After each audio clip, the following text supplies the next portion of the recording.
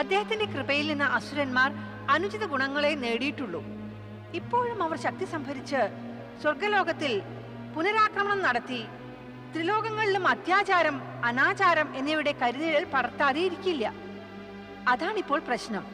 അതുകൊണ്ടാണ് ഞാൻ ഭഗവാൻ ശിവന്റെ സമീപം വന്നത്. അദ്ദേഹം എന്തെങ്കിലും ഉപായം കണ്ടെത്തും. അപ്പോൾ അങ്ങ് ഭഗവാൻ ശിവന്റെ അടുത്ത് ഉപായം അന്വേഷിച്ചു വന്നതാണ്, എന്നെ കാണാൻ വന്നതല്ല. ഞങ്ങളെ കാണണമെന്നും ആഗ്രഹം തോന്നാല്ലേ ദേവിയുടെ മനസ്സിൽ? എന്തുകൊണ്ടില്ല, വളരെ അധികമുണ്ട്. അസുരന്മാരുടെ നാമജപവും ദേവന്മാരുടെ പൊട്ടിച്ചിരിയും കൊണ്ട് ബ്രഹ്മലോകം മുഖരിതമാകാറുണ്ട്. ബ്രഹ്മദേവനോടൊപ്പം ഞാനും അതെല്ലാം കേൾക്കുകയും സഹിക്കുകയും ചെയ്യുന്നു. എനിക്ക് തോന്നും ആ അന്തരീക്ഷത്തിൽ നിന്ന് പുറത്തു വരണമെന്ന്. പക്ഷേ വിവശയാണ്. എന്തിന് വിവശത? എങ്ങനെ? എന്താ ബ്രഹ്മദേവൻ തടഞ്ഞു നിർത്തുമോ? ജ്ഞാനവും വിദ്യയും പ്രസരിപ്പിക്കുക എന്ന എന്റെ കർത്തവ്യം എന്നെ പിടിച്ചു നിർത്തുന്നു. ബ്രഹ്മദേവൻ ഇന്ന് മൗനം ദീക്ഷിച്ച് ധ്യാനനിമഗ്നനാണ്. അതിനാൽ ഞാൻ ഇങ്ങോട്ട് വന്നു. ധ്യാനാവസ്ഥയിൽ വിശ്വനാഥനും അങ്ങനെ ഇരിക്കാറുണ്ട്. എനിക്ക് അദ്ദേഹത്തോട് സംസാരിക്കാനുള്ള സന്ദർഭത്തിനായി കാത്തിരിക്കേണ്ടതായും വരാറുണ്ട്. എന്റെ സ്ഥിതിയും നിങ്ങളുടേതുപോലെ തന്നെ. ശ്രീഹരി വിഷ്ണു യോഗനിദ്യയിൽ ലയിക്കുന്നു. ഉണരുന്നതിൽ താമസം വരുന്നു. അതായത് നമ്മുടെ ഭർത്താക്കന്മാർ വിചിത്രമായ സ്വഭാവമുള്ളവരാണ്. അവരുടെ വൈചിത്ര്യവും വിചിത്രം തന്നെ. അറിയാനായി ഏതെങ്കിലും പ്രശ്നം ആരാഞ്ഞാൽ അത് തള്ളിക്കളയുന്നു. ചിരിച്ചുകൊണ്ട് അങ്ങനെ ചെയ്യുന്നു. എന്നിട്ട് പറയും, ദേവി അതിന് സമയമായിട്ടില്ല, ഉത്തരത്തിന് വേണ്ടി നിനക്ക് പ്രതീക്ഷിക്കേണ്ടി വരും. അപ്പോഴായിരിക്കും നാരദന്റെ പ്രവേശനം. നാരായണ നാരായണ പറഞ്ഞുകൊണ്ട്. പിന്നെ പറയും, ഭഗവാൻ അവിടുത്തെ ലീലകൾ ത്രിലോകങ്ങളിലും വ്യാപ്തമാണ്. ഭൂമിയിലെ ഓരോ കോണുകളിലും അങ്ങയുടെ നാമം മുഴങ്ങുന്നു. പ്രഭോ, അങ്ങയുടെ ലീലകൾ അപ്രമേയങ്ങളാണ്. ദേവി സരസ്വതി, അവിടുന്ന് സ്വന്തം പ്രതിഭ പ്രദർശിപ്പിച്ചില്ലല്ലോ. പ്രദർശിപ്പിക്കാമായിരുന്നു. വിദ്യയും ജ്ഞാനവും പ്രചരിപ്പിക്കുന്ന കർത്തവ്യം എനിക്കില്ലായിരുന്നു എങ്കിൽ. പിന്നെ ഇപ്പോൾ ബ്രഹ്മദേവൻ താരകപുത്രന്മാർക്ക് വരദാനം നൽകി എന്നെ ചിന്തയിൽ ആഴ്ത്തിയിരിക്കുന്നു. ദേവന്മാർക്ക് എന്തു സംഭവിക്കും? ദേവി സരസ്വതി, അങ്ങ് ജ്ഞാനത്തിന്റെ മൂർത്തിയായിട്ട് കൂടി ആ വരദാനത്തിന്റെ രഹസ്യം മനസ്സിലാക്കിയില്ലല്ലോ. അങ്ങ് ദേവന്മാരെ കുറിച്ചോർത്ത് വിഷമിക്കേണ്ട. അവർ പരിപൂർണ സുരക്ഷിതരാണ് സദാസമയവും.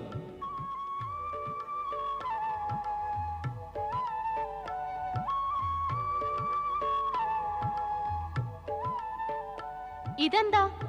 മഹേശ്വരനെ ദർശിച്ച ഉടനെ നിങ്ങൾ പുറപ്പെട്ടു കഴിഞ്ഞുവോ?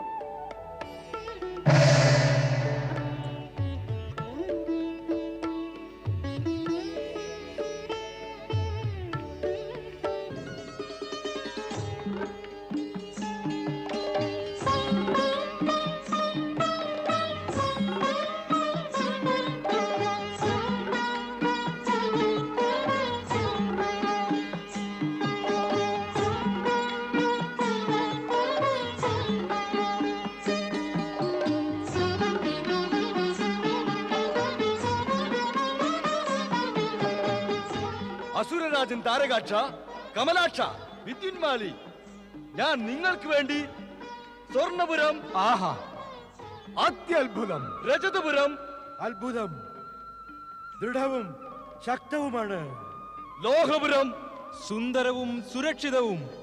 ഈ 3 പുരങ്ങളുടെ നിർമ്മാണം ഞാൻ നിങ്ങൾക്കായി നിർവഹിച്ചതാണ്. ഇവ 3 അത്ഭുത ദുർഗങ്ങളാണ്. അവ ത്രിപുരം എന്ന പേരിൽ അറിയപ്പെടും.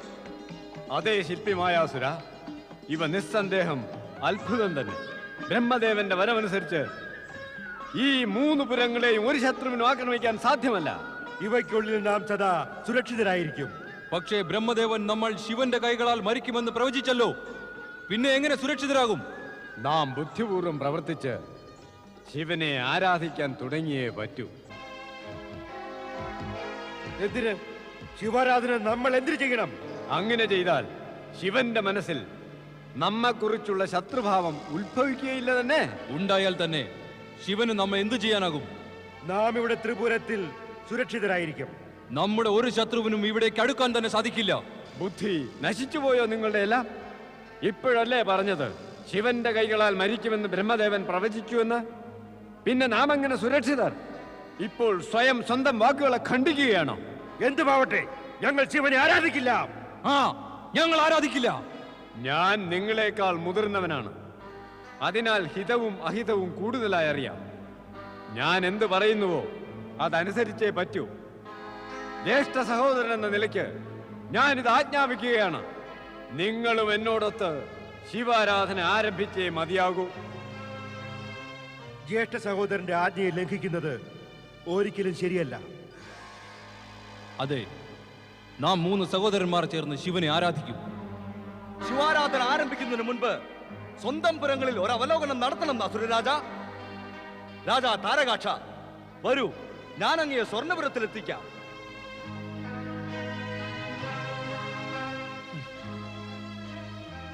നമുക്കിനി ബ്രഹ്മദേവനെ ശരണം പ്രാപിക്കുക തന്നെ വേണം. വേറെ ഉപായം എന്തുണ്ട്? വരൂ, പോകാം.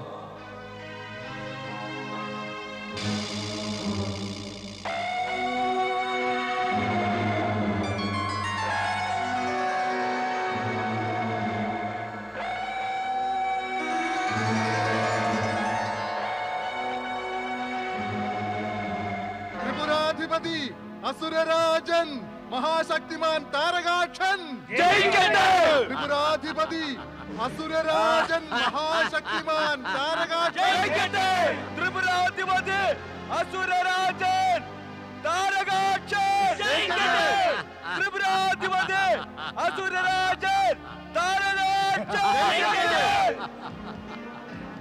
ഇതാണ് അങ്ങയുടെ മഹാമന്ത്രി, ഇതങ്ങയുടെ സേനാപതി, ഇതാണ് അവിടുത്തെ സഭാവാസികൾ.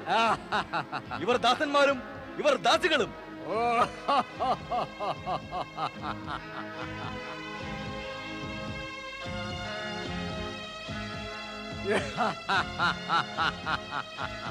ത്രിപുരാധിപതി അസുരരാജൻ താരകാക്ഷൻ.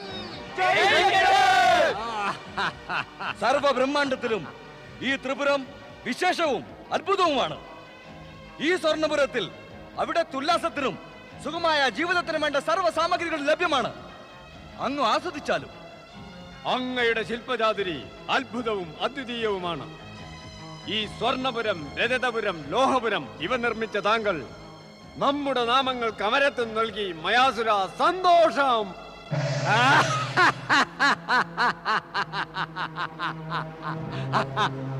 മഹാരാജൻ കമലാക്ഷ,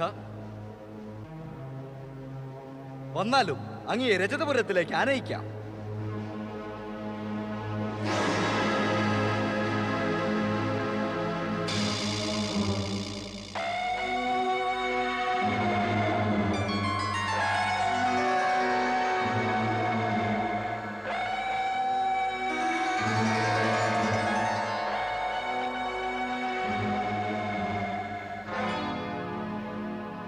രജതപുരത്തിന് അധിപതി അസുരരാജൻ കമലാക്ഷൻ. രജതപുരത്തിന് അധിപതി അസുരരാജൻ കമലാക്ഷൻ. രജതപുരത്തിന് അധിപതി അസുരരാജൻ മഹാരാജൻ കമലാക്ഷൻ. രജതപുരത്തിന് അധിപതി അസുരരാജൻ മഹാരാജൻ കമലാക്ഷൻ. മഹാരാജൻ കമലാക്ഷ, അങ്ങയുടെ മഹാമന്ത്രി, അങ്ങയുടെ സേനാപതി, അങ്ങയുടെ സദസ്യർ, അങ്ങയുടെ സൈനികർ, അങ്ങയുടെ ദാസന്മാർ, ദാസികൾ, പിന്നെ ഭോഗസുഖങ്ങളുടെ എല്ലാ ഉപാധികളും ലഭ്യമാണ്. രജതപുരത്തിന് അധിപതി അസുരരാജൻ മഹാരാജൻ കമലാക്ഷൻ. അങ്ങയുടെ ശില്പകല അത്ഭുതം തന്നെ മയാസുര. ദൈത്യരാജ, അങ്ങിനി ഹർഷോല്ലാസത്തോടെ ജീവിതം ആസ്വദിച്ചു കൊള്ളുക. മഹാരാജൻ വിദ്യുന്മാലി, ശില്പി മയാസുര, എത്ര ഭവ്യമാണ് എന്റെ ദുർഗം. ഇതിന്റെ ഭവ്യത അങ്ങ് അകത്ത് കടന്നു കാണണം. തീർച്ചയായും വരണം.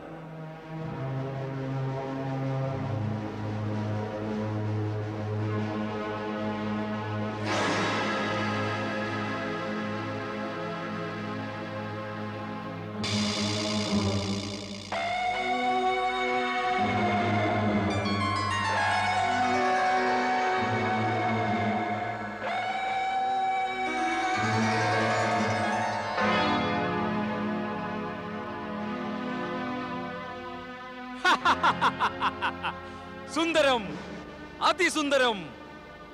ലോഹപുരാധിപതി അസുരരാജൻ മിഥുൻമാലി. ഇതാ അങ്ങയുടെ സഭാവാസികൾ. ഇതങ്ങയെ സേവിക്കാനായി അവിടുത്തെ ദാസന്മാർ, പിന്നെ ദാസികളും.